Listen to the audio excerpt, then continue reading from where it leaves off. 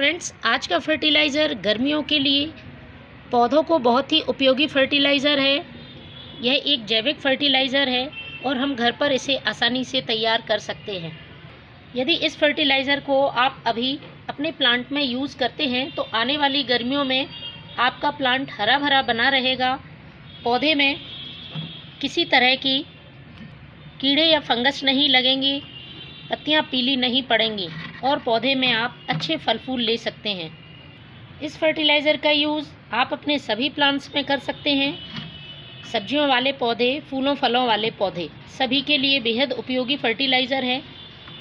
4 चीज़ों का इस्तेमाल मैंने इस फर्टिलाइज़र बनाने में किया है और सबसे बड़ी बात है, गर्मियों में मिट्टी को ठंडा रखेगा ये फर्टिलाइज़र, जिससे कि पौधा सूखेगा नहीं। टेम्परेचर बढ़ने के बाद भी प्लांट हरा भरा बना रहेगा।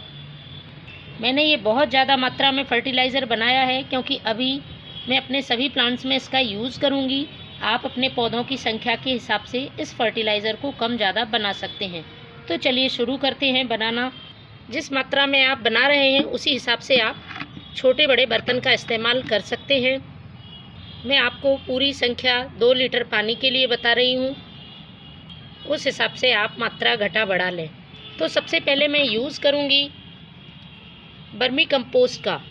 वर्मी कंपोस्ट वैसे तो हम अपने प्लांट्स पर यूज़ करते ही रहते हैं, लेकिन जिस तरीके से मैं फर्टिलाइज़र इसका बना रही हूँ, इससे पौधे पे बहुत जल्दी असर होगा और लंबे समय तक इसके पोषक तत्व पौधे के लिए मिलते रहेंगे। तो मैंने लगभग 2 मुट्ठी ये वर्मी कंपोस्ट ले लिया है।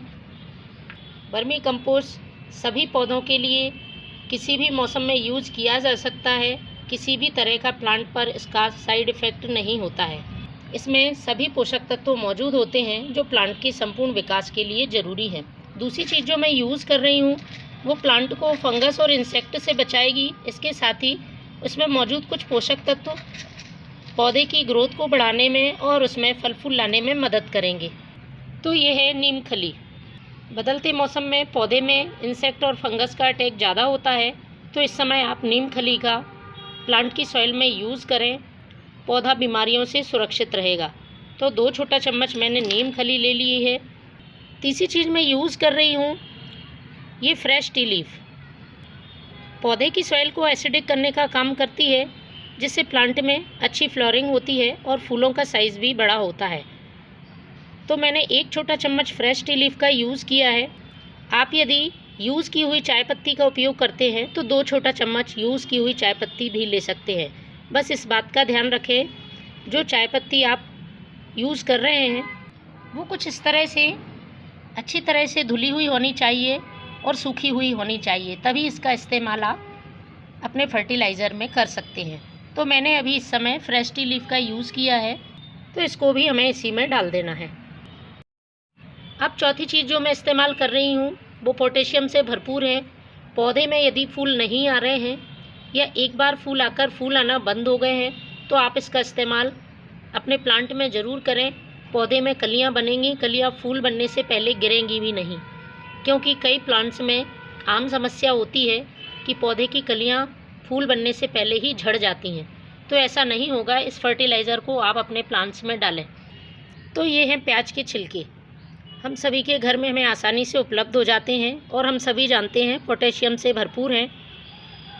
इसका फर्टिलाइज़र हम अक्सर अपने प्लांट्स पर यूज़ करते रहते हैं, लेकिन इस तरह से आप यदि यूज़ करेंगे तो पौधे को कहीं ज़्यादा फ़ायदे मिलेंगे।